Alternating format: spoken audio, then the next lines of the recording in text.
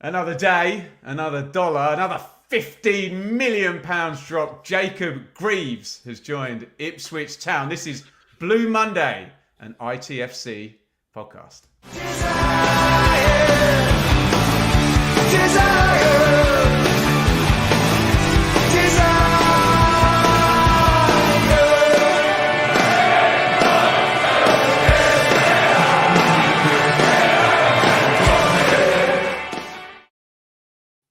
Craig, it's amazing how quickly spending 15 million quid on a footballer starts to feel normal, right?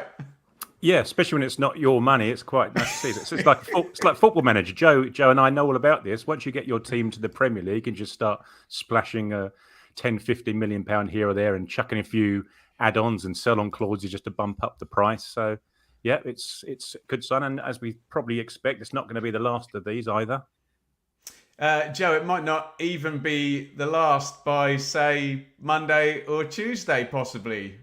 No, we're heading to Austria for pre-season, and it sounds as though at least one more player, Liam Delap, will be with us for the pre-season tour, which is both fantastic news to have another signing, but it's also fantastic to get your business done this early. So these players are going away with us to learn your patterns of play, get comfortable with the squad, get the game model in them, and this is where, like last season, taking Amari Hutchinson with us to the Innsbruck Cup and the first Austria tour that we did last year was so important.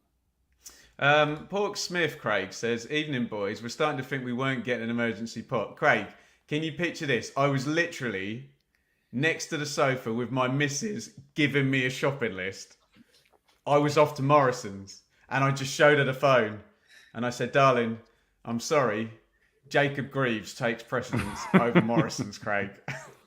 Well, yeah, I don't think we'll be getting we might be getting a Jaden Philogene emergency pod, but yeah, they haven't seemed to be quick affairs, these ones, have they? I think they've just temporarily washed their hands of the Philogene deal and thought, right, come on, as Joe said, let's get this one over the line, get him out in pre-season, and then we can worry about some of the others later on down the line. Well, welcome everybody. It's a live reaction, but as you can see from the lads' opening gambit there, we've got plenty to talk about. Obviously, we're going to max here on Jacob Greaves, who's arrived at the club from Hull City. We have got on my piece of paper in front here for you to talk about in the chat, Idris El Mizouni, Liam Delap, Sammie Szmodics, Jaden Philogene. So we've got plenty of stuff to talk about. But obviously, you lot, we want to hear about Jacob Greaves. And I think I'm going to go straight to my friend Lenny, who is a Hull City fan lurking in the chat there. I haven't been this sad to see a player go since Jared Bowen left. You have yourselves a Premier League ready centre-half and a future England international. And for what it's worth, he's a bigger loss than Philogene. I do know Lenny, and he talks sense about Hull. What's your reaction to that, Joe? Yeah, and obviously it's great to have Lenny here offering some insight, but I looked on the Hull, obviously the Ipswich tweet announces it, and then on the Hull City Twitter account, or X account as it is now, they announced it, and the comments underneath it are all just so sad to see him go. Such a good player. We'll always have Huddersfield away. Can you guess which one I retweeted? I retweeted the one that called us a tin pot nothing club. Oh, a nothing club. Yeah. I thought that would be the funniest one to retweet. Sorry, keep on going, Joe. Yeah, and there's obviously a few, like, he should be going somewhere better than Ipswich.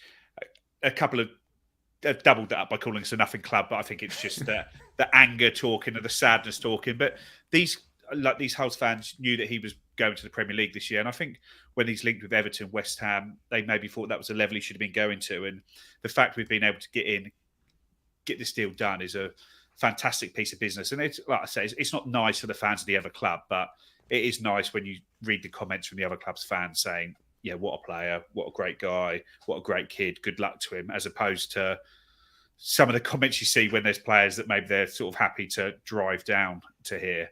So, yeah, really pleased with it on that regard. And it's good for Hull. It's a success story for them. A guy that's been with them from 7 years old, come all the way through the system, played for the first team, played nearly 200 games for the first team, and then they get a big, it sounds like £15 million fee for. I know they wanted more, and there's talk, people on there saying it should be 20, 25, 30 as 50, the fee. But 70.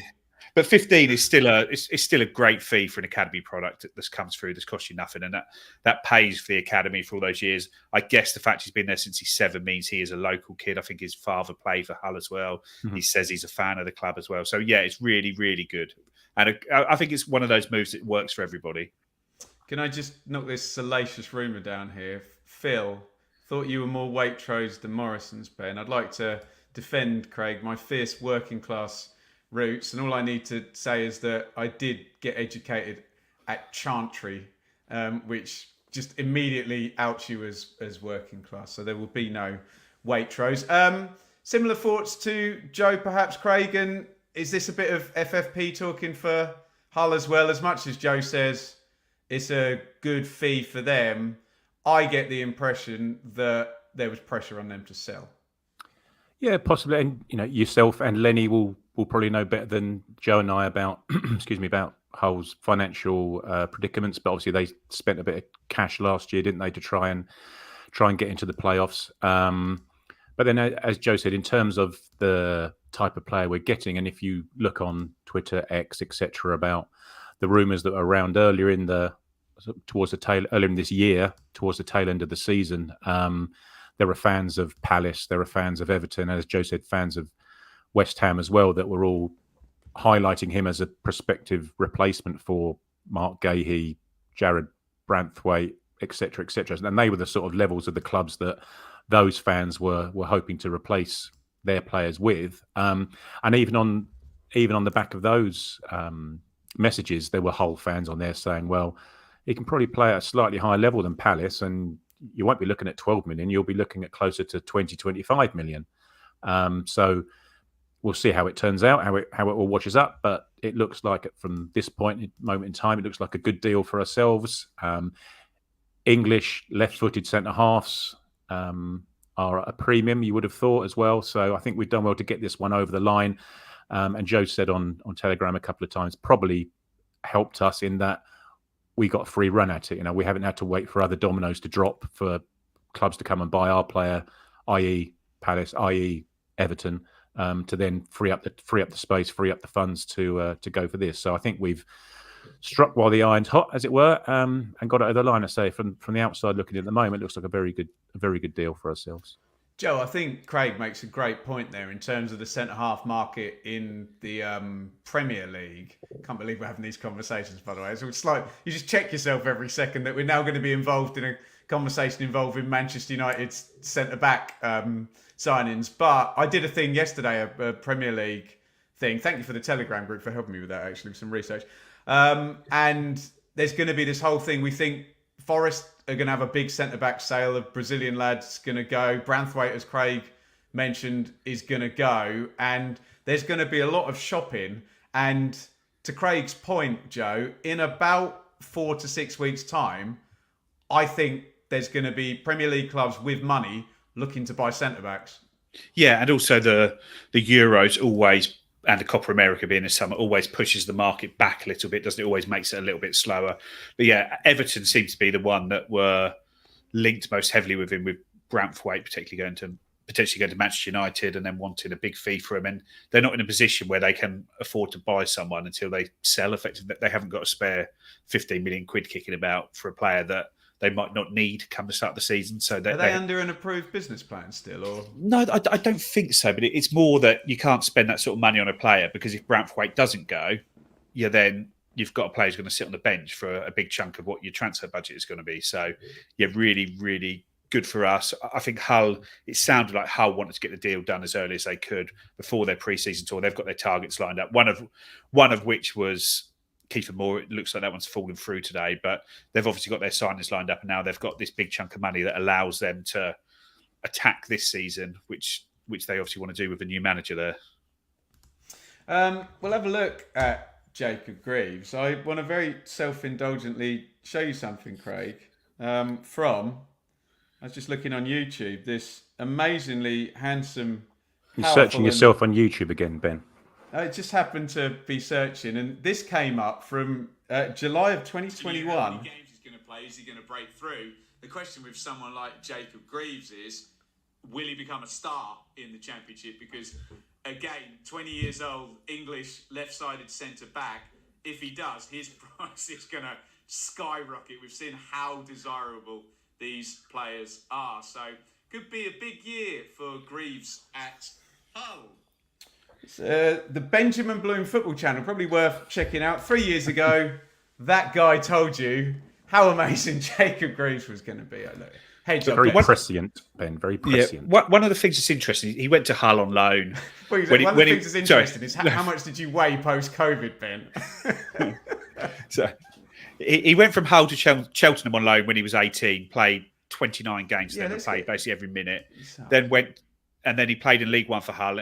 And I listened to his Town TV interview. He said, "Yeah, I did all right. Yeah, you did all right. You started and finished 39 games, and you won the league as a 19-year-old. Yeah, that is okay."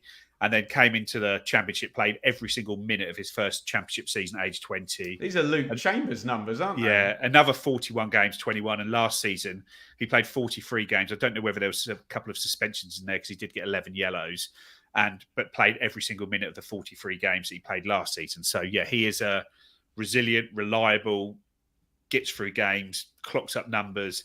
I'd say he's not, like I say, what is he, 23 now? But he's played 201 league games, 197 starts, and the minutes in those is the equivalent of 196.3 games. So he's barely ever subbed. He's just a really, really resilient player who gets a lot of minutes in there. And yeah, different position. That's very Joe, exciting, isn't it?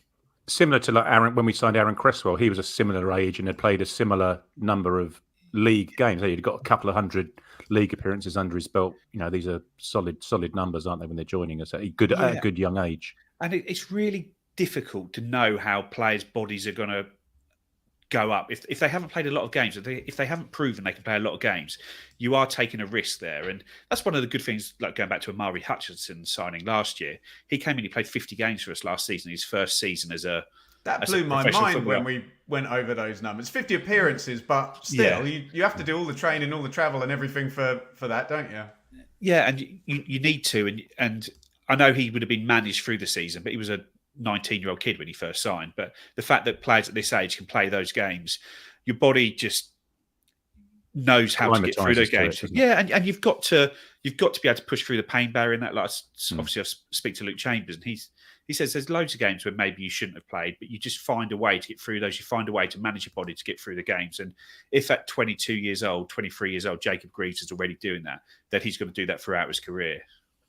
So, Craig, Joe pointed out the numbers there, and I think it's 22-23.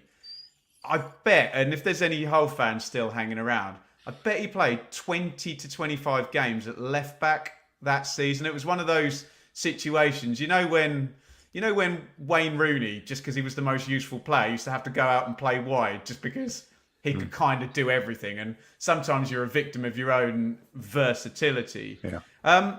So what have we got here then? I know it's so lovely when you see a handsome, beautifully dark-haired... Thank you. No way to speak about Joe. Tall, young, millions of games he's played as well. But we think centre-back, left-sided centre-back in a 3, left-back at a push if you need cover in an emergency. What sort of a player have we got here, Craig? Well, yeah, he's left back at a push in an emergency. He's also left back when Leif Davis is up near the opponent's corner flag, isn't he, as well? He can cover that position as well. So I'm sure people have watched the highlight videos and have done a bit of background research themselves. But from what he looks, he's as you say, he's a tall, rangy, athletic centre half. His passing range looks good. If you look at the highlight reel, there's a lot of passes down that inside left channel that where Nathan Broadhead will sit, or gaps where Leif Davis will fly into. There's also a lot of switches over to the right wing as well. So he looks like his passing range is good. I think he could work on bringing the ball out himself a little bit more. But we've seen the improvement that has been made with his potential, the guy he's potentially replacing, Cameron Burgess. You know, Cameron Burgess was a very... His floor was a lot lower, as Joe said on the last pod. You know, in terms of we could all see the deficiencies in his game when he joined, getting turned on the halfway line, slow. All he was a stopper, header, head it, kick it kind of defender. And he's been turned into a top championship centre half by virtue of the coaching that he's received. Now, we've brought in Jacob Greaves, who arguably is a better player at this moment in time than Cameron Burgess. You would have thought he will certainly be starting ahead of him. And he was in the Championship League team of the season last year. He's starting at a higher floor, and you would hope that under the tutelage of the coaches that we've got, his ceiling is going to be a lot higher. And I can just can't wait to see what we've got to start with, but also seeing the progression that he can make, because you've seen the progression that Cameron Burgess has made over the last 2 years. We'll see what can happen with Jacob Greaves over the next 2. What's your description of Jacob Greaves as a player, Joe? Yeah, well, the one thing I like about him, and it obviously shows in the YouTube highlight reels of him, is that aggressive defending, that front foot defending. Because there's a lot of times where we play, when we really try and turn the screw on teams, where they're trying to break from us, and Wolfie and Burgess get there and they try and basically stop any attacks, get in there, nip in front of the man, play the ball. So you just keep turning it and turning and trying to sort of twist a knife into the defensive team as you're on the attack. And he does that well. I think he sort of carries the ball quite well. He pushes up there and moves up the pitch. A lot of that's from left back, but aggressive, wins his battles, very high up. He ranks very high up for sort of aerial duels, win percentage, the sort of bread and butter which Cameron Burgess gives us. But I think he's just a lot more athletic than he is. He's got more sort of short and long range pace. He's going to get turned less, and he's still got that sort of rangy height, the rangy running and legs, and has got the height to win the headers which he challenges for, and gives you that option in both boxes as well. How does it stack up, Craig? In terms of, I hate the word, but not profile of player, but profile of signing, because we've talked a lot about the Nottingham Forest approach, where you go for a real high level of player, kind of knowing that you're sailing near to the wind. We've talked a lot about maybe the Luton style, and I bloody love Luton, so no one take this as patronising, but it felt like they went for maybe, I think 5 million was the top they spent, and an EFL All-Stars type team. Where does someone like Greaves fit in? Because you can argue, well, he's got less championship promotions than Luke Wolfenden and Cameron Burgess, and he's the highest he's ever been is 7th in the championship. But it does feel like we're padding the squad with players whose value could increase or could be extremely good, come what may, whatever division you're in next season. Yeah. You're sort of covering a couple of bases there, aren't you? The potential is obviously there for all to see, but perversely, if a £15 million signing can be a sensible, safe signing, you would have thought that this is it, similar to the Hutchinson signing, in that it's the value of these players, you would hope, isn't going to go down regardless of what happens this season. And if we get a fair win behind us and things go well, then the value of these players is only going to go up. And as you say, Ben, about the Championship All-Stars, we are signing, and we may come on to another signing later on further up the pitch. These are, as I said before, these are players that were in the Championship Team of the Year last year. So they are the cream of the crop of the Championship, and players that you would hope could make the step up, surrounded by the right players in the team. There's been some comparisons to what Paul Hurst did in terms of buying League One players and ending up in. I'm so happy tonight. Why are you mentioning and ending up in League David One? David Diamond put as the worst Ipswich Town manager of all time. Podcast is also still available, but that one's not going away for Dave's sake. we weren't buying the cream of the crop of, with no disrespect to Janoy Donessian and Caden Jackson. We weren't, and John Nolan. Yeah, who were coming from League Two as well, Jackson Donessian as well, weren't they? Yeah. We weren't buying the cream of the crop from the lower leagues to help us out in the Championship. They did find their level eventually. So, no, I think in terms of the signing, it's a safe, sensible, solid, financially viable and sensible signing, I think. So I think there's also a sort of back to the point about buying players from effectively the lower division and what you're in.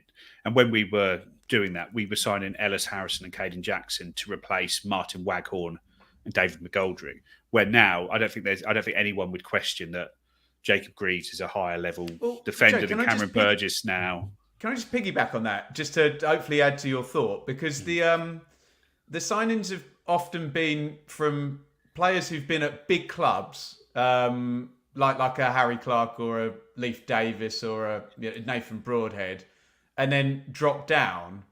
This isn't one who's, with all due respect to Hull, this isn't one of that profile, is it? Where they come through a big academy. This is one made in the EFL signing. Sorry, but continue thought, Joe. Yeah, and I think the players we're signing, we've been linked with today, so Sammie Szmodics, Jaden Philogene, Liam Delap, and Jacob Greaves, who has signed. I think these are all players that when you actually put them into our team, they're better than what we've got. Where previously we were signing players from a lower league in the hope that they would improve to get to where we were. Where now I think that, let's say, Jacob Greaves is a championship defender. He's a top championship defender that there's no way we could have attracted him had we not been promoted this season. No. And I think that's the same for the other players. Where Luton, it felt like Luton last year were fishing in the same pond as almost the level below the parachute clubs, I'd say. I think players that Leeds were looking for, Luton wouldn't have been in for. The players that Leicester were trying to sign, Luton would not have been able to get them ahead of those clubs. Last season, Doughty, Barkley, that was a brilliant signing, and we can maybe talk about our need to pick up a experienced player at some point. But Doughty and Morris, particularly, were already there at Luton, weren't they? Yeah, at a bio as well up front. Yeah, and I think Luton were. I don't think they were giving it a go. They were very much, we're getting ready for when we go back down, and if we stay up, brilliant. But it felt like they were trying to get ready for next season, where it feels like we're sort of in between two at the moment. We're trying to do what we can to improve the team, improve the squad to stay up, but also making sure that if we don't, we've got a squad that's ready to go, or a couple of players that could be sold for huge fees as well. Craig, talk to me about your August the 17th back four. You don't have to name the goalkeeper. You can say an as yet unknown goalkeeper. And I want to know about this back five. I just know what a super brain Kieran McKenna is. Surely he's setting up a 3-5-2 and a 4-3-3 to use this year, as well as the 4-2-3-1. But what's the back four going to look like August 17th? Well, yeah, it's quite interesting, actually. There's a comment a little while ago from Reading Tractor about the guys currently in the squad. There it is there, about now potentially playing supporting roles. And yes, it will be interesting. Probably three of those names that he or she is included read them there. Out for the audio, Craig. Yeah, sorry. It's Burgess, Clark, Taylor, Wolfenden, Chaplin, Broadhead, and Burns, all likely to be playing supporting roles. ? Basically. It'll be quite interesting to see. We could potentially be going into the first game of the season with, arguably three new players in the back four. If you move Twenzabia across to where Wolfenden played, you think you've got Johnson as your right back, either Twenzabia or Wolfenden as your right centre half, and Greaves as your left centre half, with Davis wherever he decides to play up and down the left wing. So that's what they'll be using Austria for in the next couple of weeks, won't they? And then again Germany in a couple of weeks' time. So I'm just intrigued about that right centre half position, because one of Joe's favourites, Wolfie, may well find himself maybe and not from a not that he can't play the role, just maybe from an athletic perspective, he might find himself playing second fiddle to Nzabi from a physical perspective rather than an ability perspective. You see what I mean? Joe, can you follow on with that? Just lay me out a back five, as in how you would balance it out, and could you use Leif Davis and Wes Burns as wing backs in a back five to make yourself a bit sturdier at Premier League level? Yeah, I don't think it's that different to how we played last year, really, especially towards the end of the season, because Twenzabia, because he started sort of like 12 of the last 13 games, and I think he was the one who made it more of a back three than Harry Clark, who was the one that would get past, get round Wes Burns, like obviously the famous Wes Burns goal against Coventry, the Trivella. That is brought on by Harry Clark flying past him to drag a defender with him. Tuanzebe didn't do that, doesn't do that. Yeah, he might get up and support, but it's much more of an orthodox role, and it was much more of a back three towards the last sort of 10, 12, 13 games of the season, which showed probably another defensive record towards the end of the season. There was a lot less of the real ding-dong games that went on at that stage. So, yeah, I think it will be there, and whether that's Ben Johnson, is he maybe got a little bit more going forwards than him, but is still able to offer the solidity at the back. The fact he's played left back and centre back before does make you think he's maybe a little bit more like that. But who knows on that side of it? But you sort of feel like that defensive unit is we've almost got all the players now for that. Now it's just a case of working out who goes where. Do you like that, Craig? Maybe whoever the keeper is, say Johnson, Wolfenden, and Greaves as three centre backs with Davis and. You keep talking about Leif Davis being way up the pitch. Do you not have to kind of adjust for 5 metres at Premier League level for Leif Davis as well? Yeah, 5 metres higher up the pitch. You're not going to score. So unnecessary, Joe. But you're not going to score 90 goals in the Premier League, Ben, by playing a back five. I don't know really. As I say, I'm really interested about the Tuanzebe role this year. I've just got an inkling because of his physicality over Wolfenden, whether we'll go for a Johnson, Tuanzebe, Greaves, Davis back four, and then you've got Burns dropping in and out as you need to. I think in reference to Reading Tractor's comment there about Burns, he just surprises you every year, doesn't he? We thought he may well drop out last season, but he's just got that. Of all our players, he's got that Premier League physicality, the strength, the speed, the endurance, the stamina.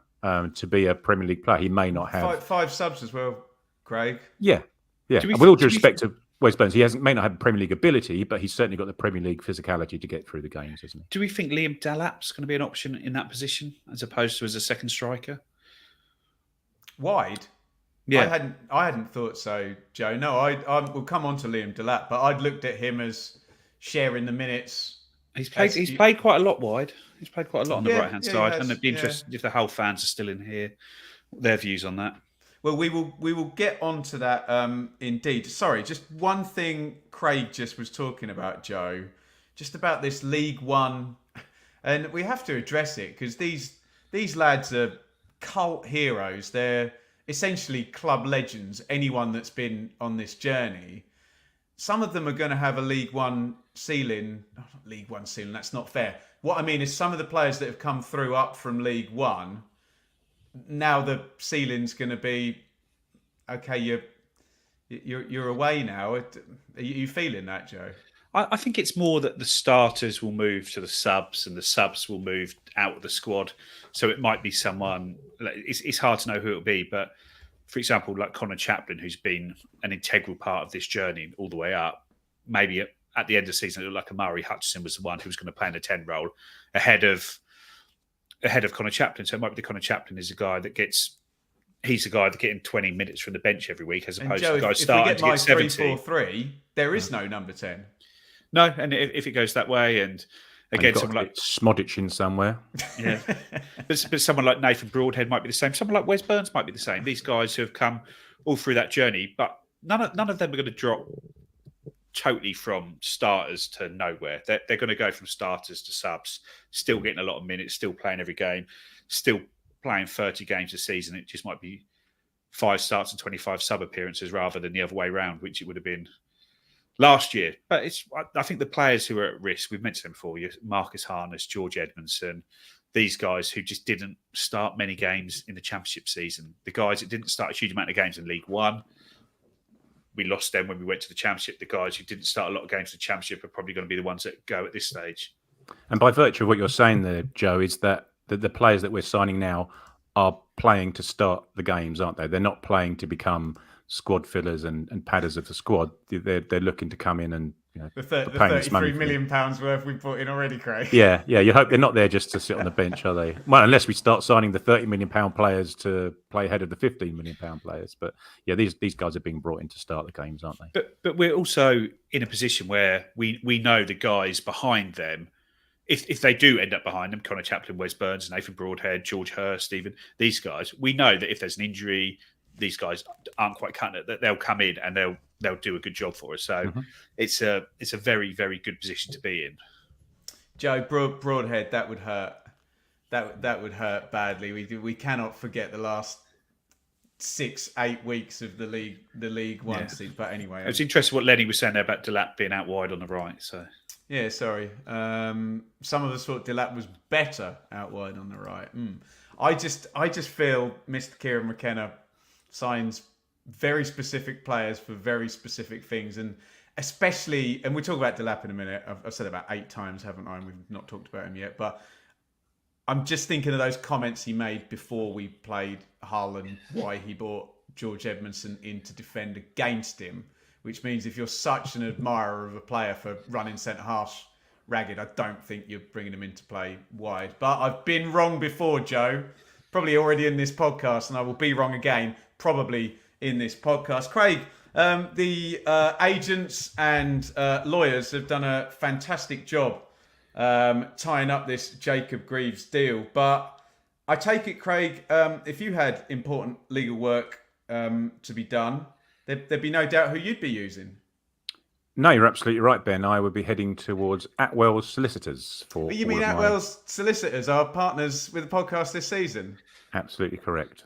We are privileged and proud to be in partnership with Atwell's, Craig, for all your legal needs. Auctions, property finance, company. I spoonerised the last word and the first word. There's 2 in between as well, which is takes I'm doing. Company, buy-to-let, unpaid rent and landlord advice, commercial property. So great for us to be in partnership with Atwell's. If it's amazing that Ipswich are in the Premier League, it's amazing how our wonderful podcast has grown and that we're able to partner up with great people like Atwell's, who have offices, Joe, in Ipswich, Colchester and London. And London is somewhere where you might have been able to find Idris El Mizouni. You liking that link for the past couple of seasons? They were both like, what the F is he talking about? And then as the picture became clear, they're like, he's done it again. Never in doubt. It's just outstanding. Never in doubt how lucky am I to be working with this guy. We're not going to be working with Idris El Mizouni. Joe's literally having a drink to get through doing a podcast with me. Joe, Idris El Mizouni, thank you and goodbye. Yeah, no, he came across from at 16. He was, I think, Steve McGavin when he was here. He's one of these he picked up from France just before Brexit, when you could bring players over at under 18, and they brought him. That's the comments done now, Joe. You've mentioned Brexit, haven't you? Called Luna's Foodle over. And when El Mizouni came over, no one really even knew what position he was. He was a centre back. He was a right back. He made his debut still probably when he's about 18 as like a left forward in a 4-2-3-1. And since he's really settled into this role at Leyton Orient, where he's basically a number 6 playing in the central midfield, and their fans can't speak highly enough of him. He was their best player when they won the league at League Two. Another brilliant season for them in League One last year, and now he's earned himself a championship move. I think we've picked up about 400,000 as a fee for him, and so he's been a bit unlucky with how the club's progressed since he's here, because we were in League One. He had a brilliant spell in League Two, but we got promoted. So rather than take that next step up to League One, we were at the Championship at that point.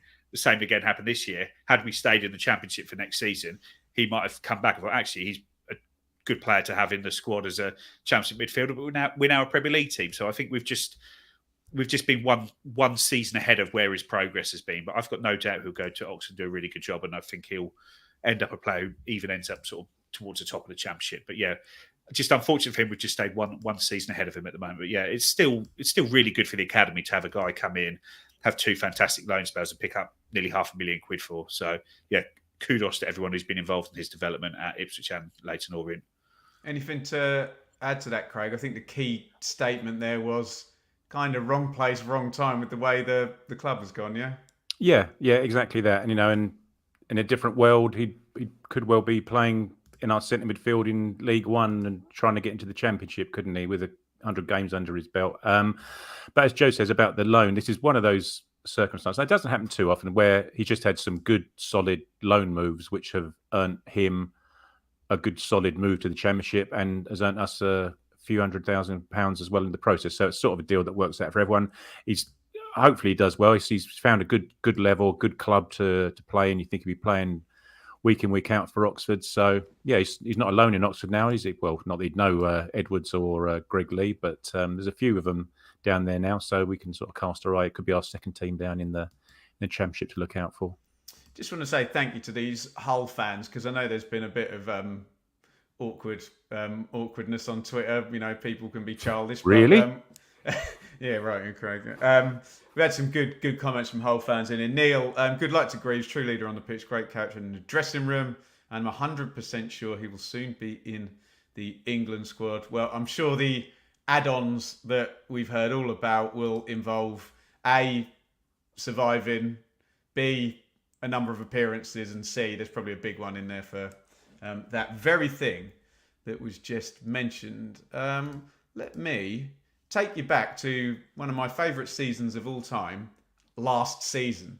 And Craig, for some unknown reason there, I just want to show you the top of the Championship goal scoring charts, where you will see Mr. Sammie Szmodics, who was incredible for Blackburn. Let me know in the comments. I'm going to make a statement. Blackburn definitely 100% get relegated last season without Sammie Szmodics, who just had the breakthrough season of his life. Brereton Diaz goes. He gets moved into the middle. John Dahl Thomason is a weird manager who somehow gets the best out of these attacking players, but never draws a game ever. Szmodics scored the winning goal in the run-in for Blackburn to survive, winning away at Leicester on the last day. He scored twice, and away at Leeds a few weeks before. What a season. And our good friend Phil, Craig, is linking him with a bid. Yeah. And a bid of £6 million as well, which seems to be a decent price given Would have been our transfer record 3 weeks ago. Yeah, that's 3 weeks ago. That's a long time ago now. In politics, yeah. But yeah, again, he was one of those players who were talking about the whole fans saying that we've got a bit of a bargain here with Greaves. It's the same when we were originally linked with Szmodics towards the end of the season, is that, he's going to be 15 million, 16 million, etc., etc. I suppose you have to counter the fact that he's older than the guys that we've signed so far. Is he, I don't know, 28 maybe? Is he that sort of age? Keep talking, I'll find it. But yeah, he's as you say, he's had the season of his life, hasn't he? But from what we hear is that we aren't just buying him on the back of that season. He's one of those players where we've had tabs on for 29 in September, Craig. Yeah, there you go. So he's one of those players where we've had tabs on for a while. You know, we're not just buying on the back of one flash in the pan season. But what he did show was just a range of different goals. You know, that's certainly that Leicester one where he ran from pretty much the halfway line, didn't he? And then just had the calmness just to stick it in the far corner, if I remember rightly. What I like about him, if it does come through, he's just a bit of a sod, isn't he? You know, he's an S-house. Yeah, absolutely. And you do need someone that's just backs their own ability, will get stuck in, will fight for everything. And he does strike as being one of those. And not wishing to denigrate your favourite Nathan Broadhead, but if he's going to be in one of those positions just behind the striker, you think you'd want a sort of in the trenches kind of guy like Szmodics appears to be. The 27 goal in the trenches guy. Yeah, absolutely. But from his perspective, it's too good opportunity to turn down. He's got to 28. As we know, he's played for Cole U, he's played for Blackburn, and now he could very well have got relegated to the League One last year, Blackburn, as you say. And now he's got the opportunity to play in the Premier League for 2 or 3 years of his last 2 or 3 years of a decent contract. Then it's a no-brainer from his perspective. And from what Phil's saying on TWTD, that's not going to be an issue either in terms of the contract on offer. So it sort of came out of the blue a little bit this evening. But again, it's interesting, as Joe was saying about Delap playing on the right potentially, and you saying Delap will play up front. It's where you fit Szmodics and potentially, as we were talking about earlier, in terms of the guys, first team starters that are dropping down to being the subs, who's his potential replacement in the first 11? Well, if you are bringing in Szmodics, I mean, you were right to say at the time, Craig, that's a number 10 in Kieran McKenna ball, isn't it? That's not the guy who's going to be running around punching holes. That's the guy on the edge of the box trying to finish stuff. Joe, I thought it was massive signalling when Szmodics, like within a week of the season, is on Big Sam's podcast. The fact that he's making that appearance before he goes on his holiday, and the content of that told me he ain't staying at Blackburn, whatever happens. What's your take on Szmodics? I always try and read out for both sides. So this is the most negative comment we got. It's by no means an unfair comment, but HCH, was Szmodics' season his one Daryl Murphy season as well? Yeah, Szmodics, I think he also signed a new contract in like October, November time, didn't he? So that sort of struck me as a contract of, we're going to give you a big pay rise. You're not going to leave us in January, but we're going to let you do what you want to do in the summer. It struck me as one of those type deals. I think his wife or partner is either pregnant or they've got a young child, and she wants to move back to East Anglia because they're both from Colchester. So she wants to get back down this way. So I think it's one of those that ticks a lot of boxes. Why it's quite an easy move to make. I know 28 years old, 6 million quid seems a lot of money, but we were having a chat in Telegram earlier, and Jack Saunders in there, who's got a brilliant Substack. Blue and white notes, and he talks about sort of your Leafs and your Luongos, as in you get your players who you think their value is going to go up, and you get the players who are just good value for what they are now. And if you think Sammie Szmodics, 6 million quid as a transfer fee, 28, you give him a 3 or 4 year deal, the total of that deal, the whole deal, all his wages and the fee is probably less than the fee we're paying for Amari Hutchinson. And to Paul's point there, he already had a very big say in us banking 100 million quid TV money with that goal at Ellen Bucket, didn't he? But he was free transfer essentially. He was probably the best player in the Championship last season, and you can pick him up for 6 million quid. It's not like he's 33; he's 28, and I know they talk. Oh, is that his one season like Daryl Murphy? He's always a player I've kept an eye on, and he's always looked like he's building up to something like this. And but Daryl Murphy, after his wonder season for us, still scored like 14 goals the season after. Still went to Newcastle for 3 million quid and scored 10 goals in a sort of bit part role to help get them promoted. So that 27 goals was maybe when he scored all his goals, but he still had 2, 3, 4 good seasons after that at the same level. So he's one that I think would be a really good addition. I think Kieran McKenna at the moment, he likes to have almost like 8 for those 3 positions behind the striker. And if you look at it at the moment, you probably want a Broadhead, a Szmodics maybe to compete with him in that role, a Hutchinson and a Chaplin in the middle 10 role of Burns, and we've mentioned Delap there. You probably want a high volume dribbler like an Edwards that we had in League One, or Sarmiento that we had in the Championship. I think we're about to talk about one who's going to Aston Villa in a minute. So it's just trying to get a nice balance of players there, and I think someone who scored those goals, I think he's got that character, that edge. I think about him that would be a really good signing for us, and almost like similar to when we signed Wes Burns in that first summer, where he came in a little bit under the radar for 150 grand. And then he's become probably the best signing we made in that first summer. I think Szmodics has got that potential that he could come in at that fee, and he's not Hutchinson, he's not Philogene, he's not Liam Delap, but he could be the one that actually has most immediate impact, because his career is probably at its absolute peak at the moment, and it's just where he can go from there. He's not building up to anything at the moment. He's there, and he's just got to try and push on with it. Okay, so Szmodics, you're talking about Championship All-Star team. You can't get more Championship All-Star than the top scorer in the division. So we'll have a look at that. Good input in the chat on that. I need to move us on to, how many people say Rory Delap instead of Liam Delap? I was literally about to do it myself. I've stopped myself once so far. I met Rory Delap in the petrol station outside of Stoke once. It was Did he throw a kettle over the petrol station? What have you ever done? He's thrown a kettle over a pub. Liam Delap, and we're not in the know, and we're not pretending we are, but to all intents and purposes, Craig, I think the first message in the chat tonight was odds on Liam Delap getting announced during the pod. So this is expected to be imminent. Just give me your thoughts, and we'll obviously maybe back in these very same chairs in a very similar situation tomorrow, possibly. Yeah, you say we're not in the know. We're not, but there are plenty of people who are in the know who are reporting that it's a done deal. It's been signed and sealed, and it's just a case of waiting for it to be announced. But again, I've spoken about it when we spoke about Greaves, spoken about it when we spoke about Szmodics. Again, it's just the physicality, I think, of that Delap brings you, and as to Joe's point, versatility as well, playing on the right. But from what we saw of him last year, he can dribble with the ball. He just seems, to my eyes, he was I'm not going to say better version of George Hurst. That's the wrong thing to say. But he was a similar sort of type of player, but he was a good dribbler of the ball as well. The amount of times he entered the box with the ball at his feet. I say just the pace that he could travel with the ball. I suppose it just gives us another option. But to your point, Ben, it's quite interesting because, as you rightly say, Kieran McKenna doesn't sign players for the sake of it. They're all signed for a purpose, for a reason, and to play a role. And as we've spoken about already here, it'll be interesting to know, find out where he actually ends up playing. Because from your perspective, he's looking at a centre forward role, and from Joe's perspective, he's potentially challenging Wes Burns on the right.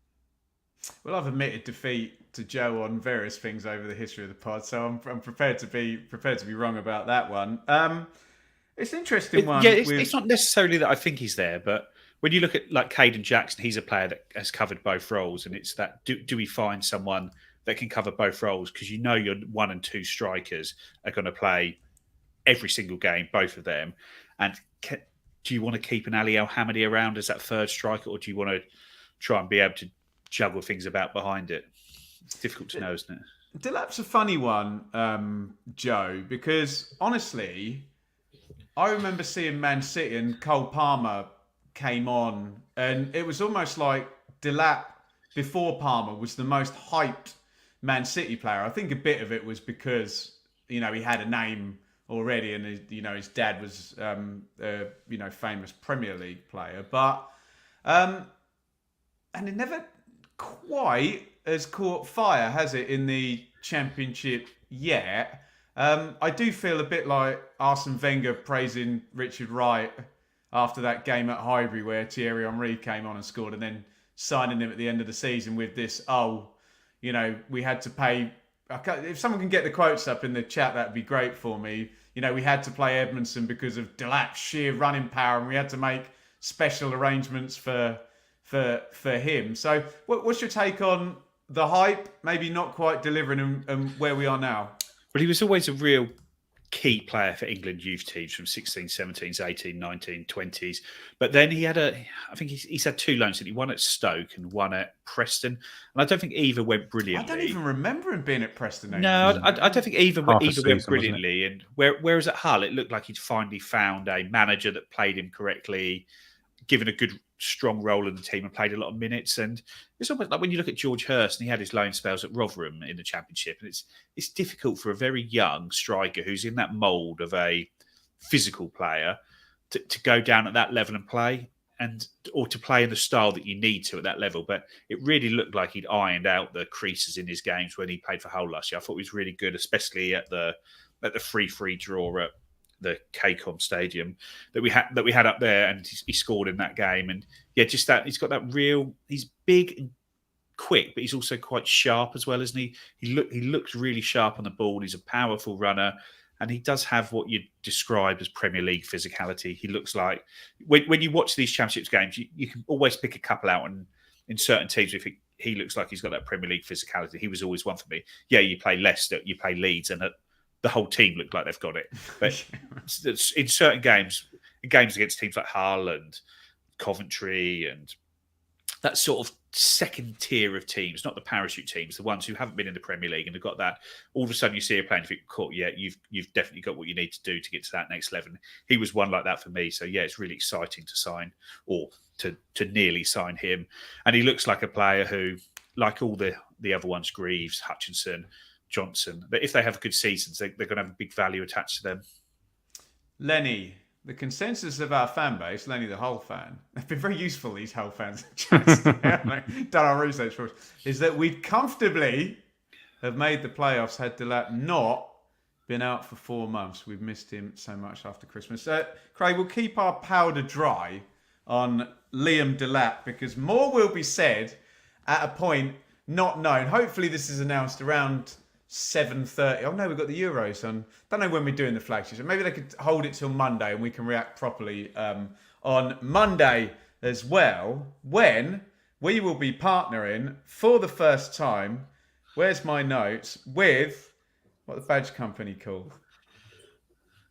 One Stop Badges. Professionalism is, and that is.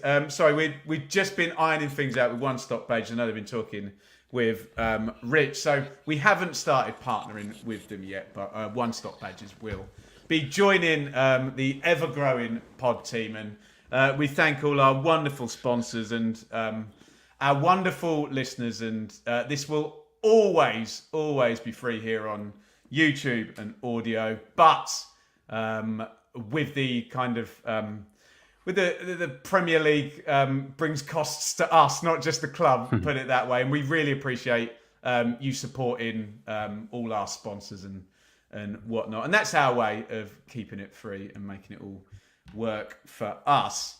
I've got a good link for you now, Craig, because making it work is not something we've been able to do with Jaden Philogene's agent. I've got to be honest, I really would have liked to have signed this guy. A bit of je ne sais quoi and magic, but it does feel like, I don't know, like you're texting a girl and it just doesn't respond for 2 days and you're like, nah, definitely not. Then you get replying like, oh yeah, definitely want to keep texting this girl, don't I? And then something weird happens again, you know, no, this is a bad idea. And then she texts again, yeah, we definitely want to sign Jaden Philogene, but there's a few red flags with the clauses and the agent, or am I just convincing myself to not be disappointed that we're not going to get him? While you're texting this girl, is her dad going round to all of these various boyfriends, like, you know, saying that she might be interested in going out with her instead?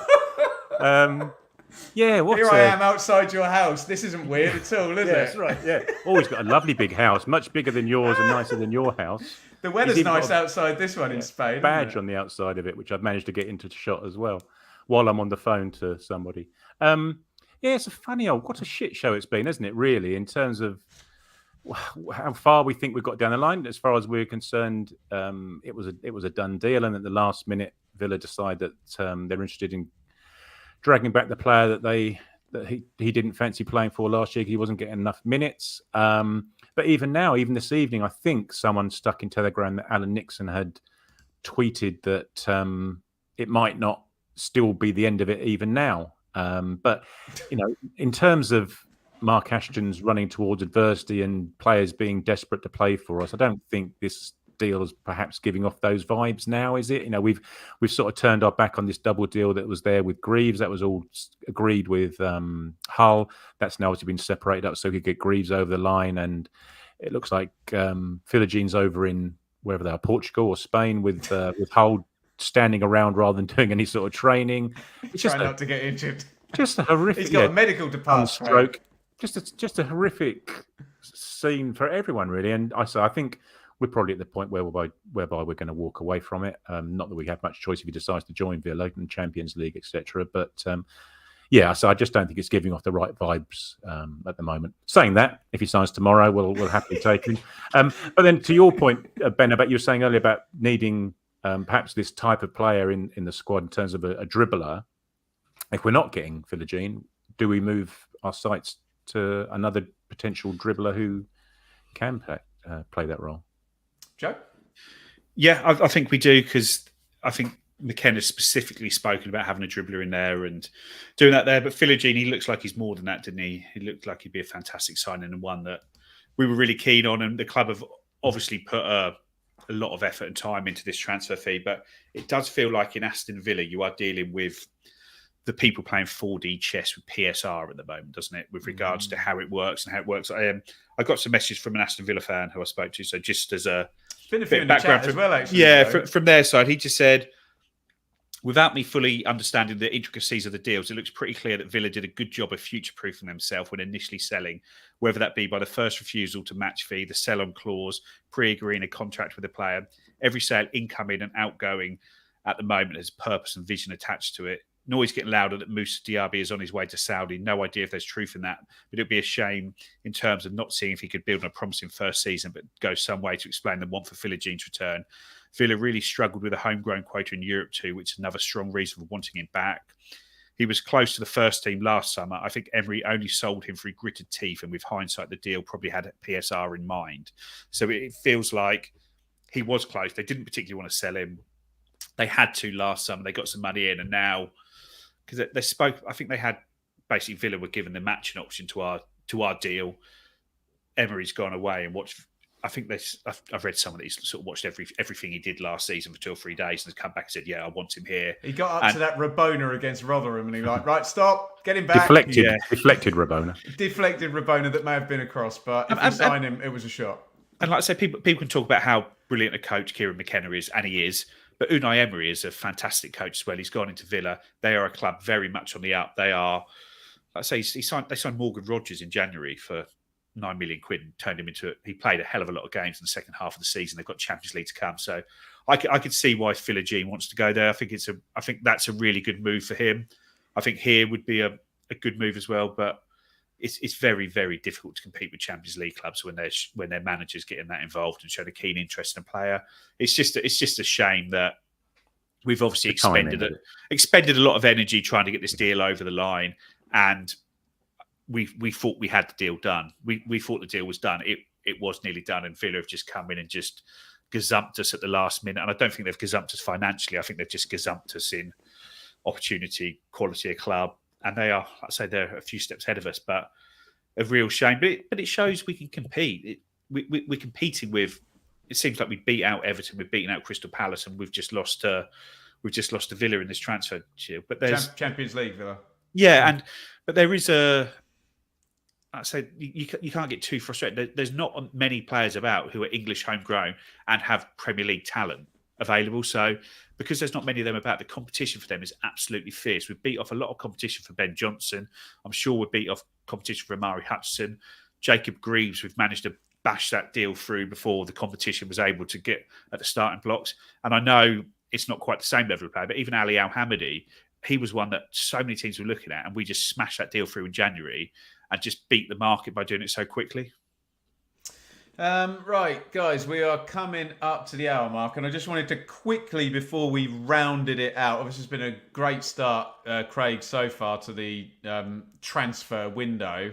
Time is a ticking, though, and a goalkeeper and a central midfield player. You got any thoughts on that before we wrap up for today? Yes, please. One of each, at least. Yeah, that's right. They are. You would have thought that they're the positions that we could well have been in more need of than the ones that we've filled currently, aren't they? Certainly, we've seen some names dotted around. Joe's pretty sure that is it Rushworth. Rushworth on loan from Brighton. Brighton. Kaminsky permanently, maybe from Leeds. Yeah, Rushworth seems to be the one.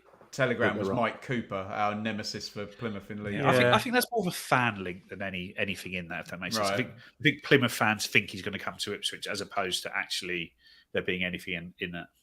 But at least there have been names bandied around for that goalkeeping position, albeit we think Rushworth's probably the favourite. But in terms of the centre midfield option, there doesn't seem to have been much noise at all, really. And we know the names. Yes, 100%, Neil. I would have Flynn Downs here like a shot.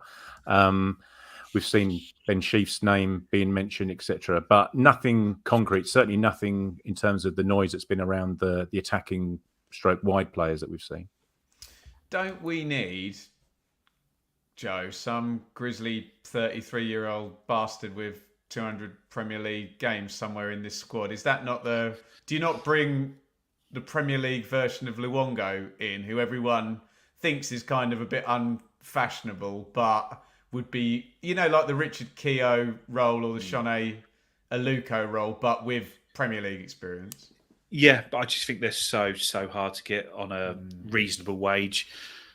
When you look at what these players have earned in their careers, and they have the options of going anywhere in the world effectively to continue their career, how many players are in that range who haven't been relegated a couple of times and stuck down in the Championship now? It's really, really difficult. And I'm sure we are trying to look at players like that, but someone like a Ross Barkley will happen once in a blue moon, that someone like Luton can pick up someone like that on a 1-year contract and get such a good season out of him. And when they go on this podcast, they're going to happen late in the window. This guy yesterday, Dele Alli, which is linked for Ipswich, yeah. Yeah, and he's just been. There was talk in the papers today that Tottenham and Everton been renegotiating the contract on him, so he's going to stay at Everton next year. So even a player like that, who's so out of form, who hasn't played well for 3 years, is still going to a club like Everton and is still probably getting paid best part of $100,000 a week. And you just can't take those risks like that, can you? Okay, I can't take a risk going too much over the hour mark, which we've done now. So I want to say a massive thank you to Craig and Joe for joining at short notice and stopping me having to go to Morrison's, which is a really big problem because I really, really wanted to do that with my Friday night during a major football tournament. Thank you to everybody in the live chat. Thank you to Atwells, our partners this season. Especially thank you to the Hull fans and the Villa fans who've been in the chat. We love the growth of the podcast and the fact that we can tune in with all these fan bases. We may well be here again very soon in, fingers crossed, in Liam Delap mode. So, with that being said, last word from you, Craig. Southgate, you're the one. You still turn me on. Football's coming home again. And this is just guaranteed that Craig and I are going to have a nerdy conversation about OMD after the pod has finished, for obvious reasons to all music fans. Joe, last word from you, buddy. Yeah, come on England for Sunday. What a massive game, and let's get it there. And hopefully this time in the next tournament, there'll be a couple of Ipswich players in that squad. And it could be, I said this in the Telegram chat, if you're an Ipswich and England fan, can you imagine wrapping up in a bow the sort of recent 2 years, 18 months with the Three Lions winning the Euros? We can't guarantee that, but we think we can guarantee another sign-in soon, and we can certainly guarantee another podcast, so we'll see you soon. This has been Blue Monday, an ITFC podcast.